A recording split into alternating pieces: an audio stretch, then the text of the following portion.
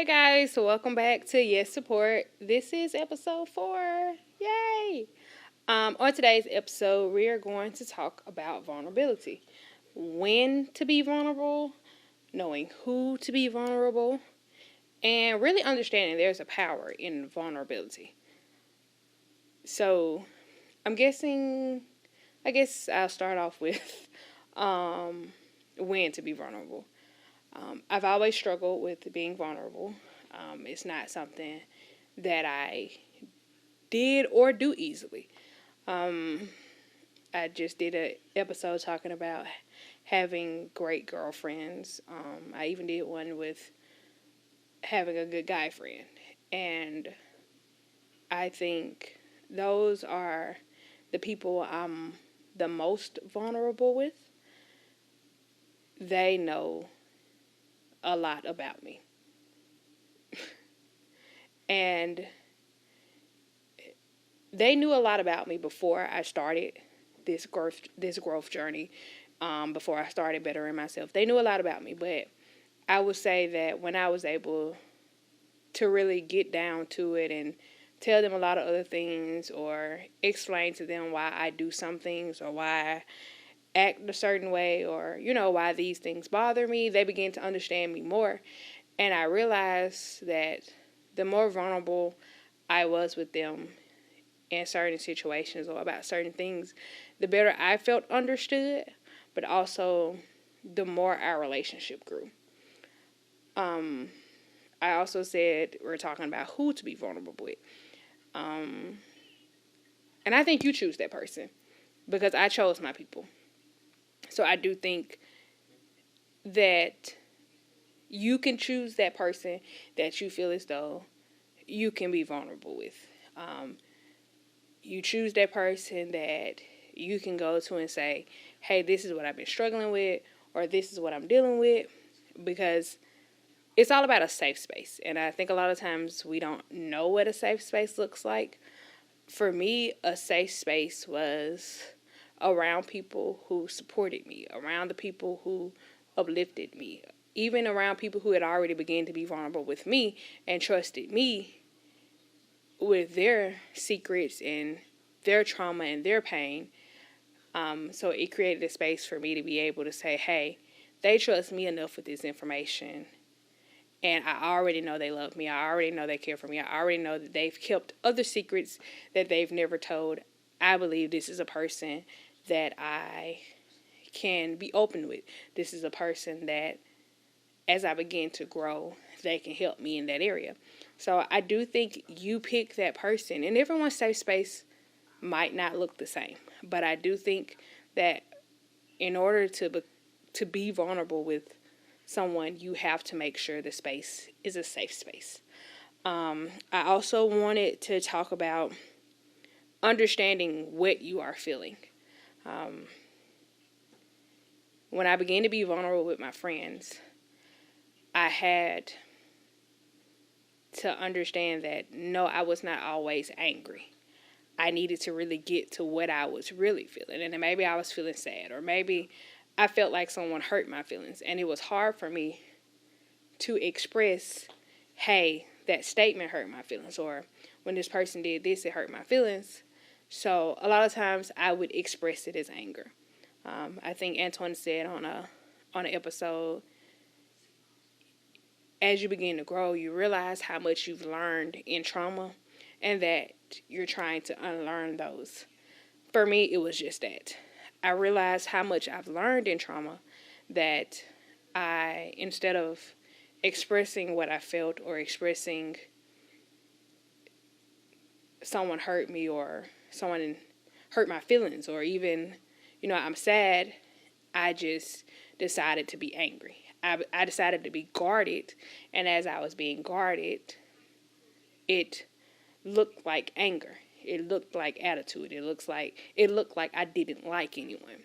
And so when I began to open up to my friends and be vulnerable, I began to actually understand my feelings better. I began to really begin to unlearn some traumas, unlearn some things that I've learned in trauma.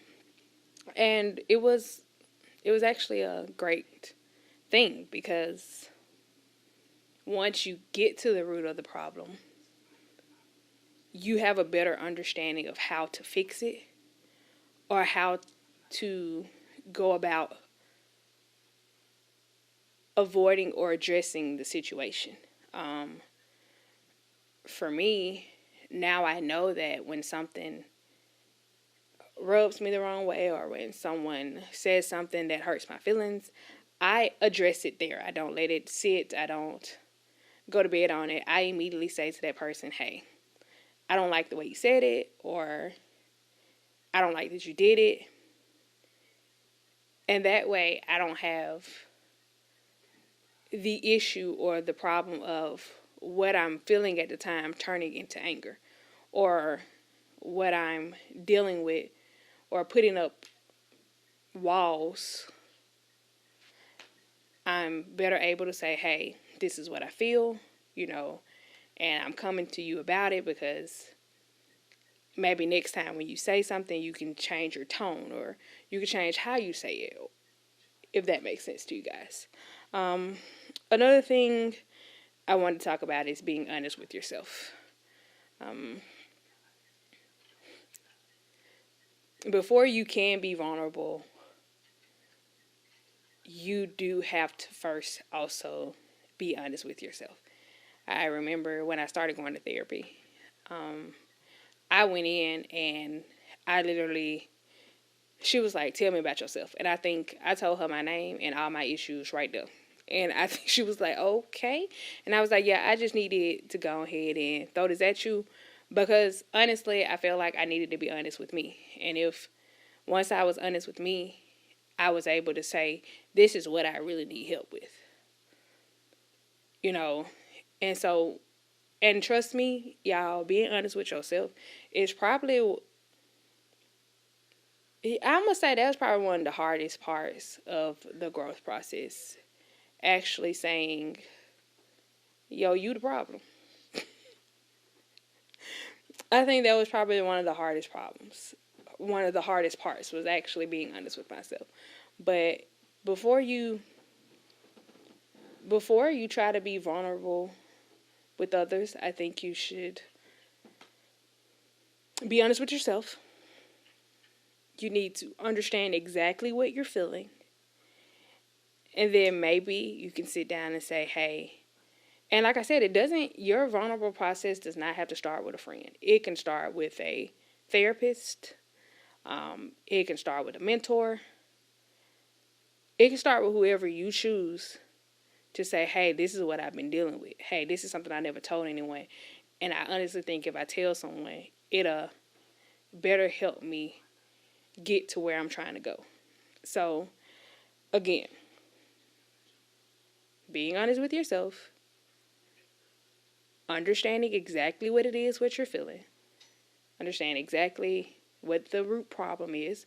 And sometimes, if you can express what it is you're feeling, it might, once you begin to be vulnerable, you might then get to the root problem. Because for me, it was that. I had to be honest with myself. Then I was able to say, okay, maybe I'm not mad. Maybe I'm a little sad about that. Maybe I'm a little hurt. Maybe I'm a little betrayed. And then I was able to then, or it was able to be like, well, where do you think this come from? Do you think it comes from this situation? And that's exactly what it was. So there's a power in being transparent, being vulnerable. And I do think we have to get back to being that, especially with the people we love, because a lot of times the things that we don't deal with that turn into other things, the people that we love the tend to get it. Like when I'm frustrated, I know the people I love that's the closest to me get my frustration. So a lot of times I have to be like, hey, y'all, this ain't a good moment. I'm going to step back because this didn't really go my way. I'm not frustrated I'm only frustrated because it didn't go my way. But it did. So I need to take a moment and step back. If y'all could just give me a minute. So knowing and being able to say that even fixed a lot of my relationships, even with my mom. Like being able to say, yo, mom, I'm just not in the mood. And I know if we have a conversation about this, it's going to turn into an argument.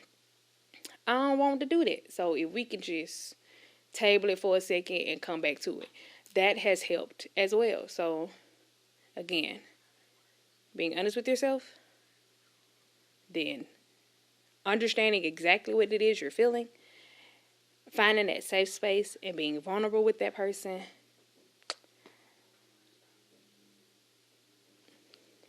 And so the last point I really had on this was just, again, being honest with yourself before you can do it with someone else. And I do think that is important. Like I said, I was very honest with myself before I was able to go tell a therapist, hey, this is what's wrong. But sometimes even when we seek help, if we don't be honest, if we're not honest with ourselves and we don't understand what we're feeling, we're still telling our side of the story from a biased point of view.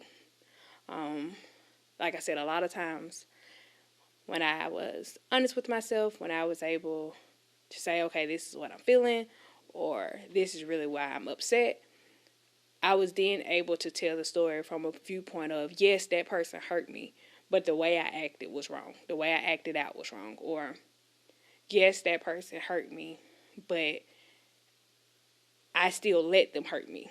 And that was for me to fix.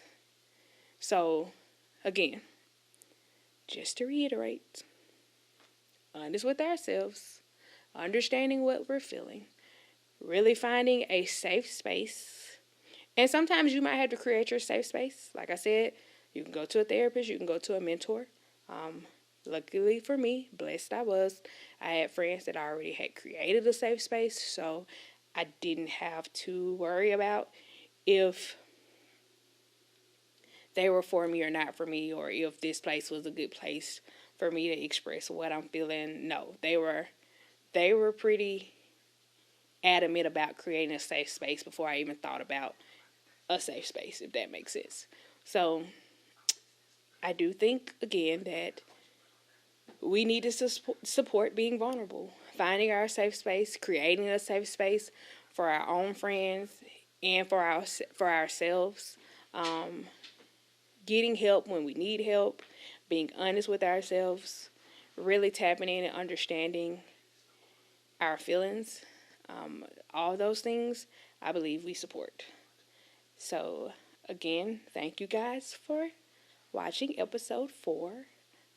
I would love to hear some of you guys' stories about, or tips or ideas about how you created a safe space or how to create a safe space.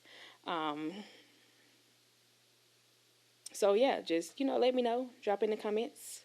But thank you guys for listening. You guys have a great day.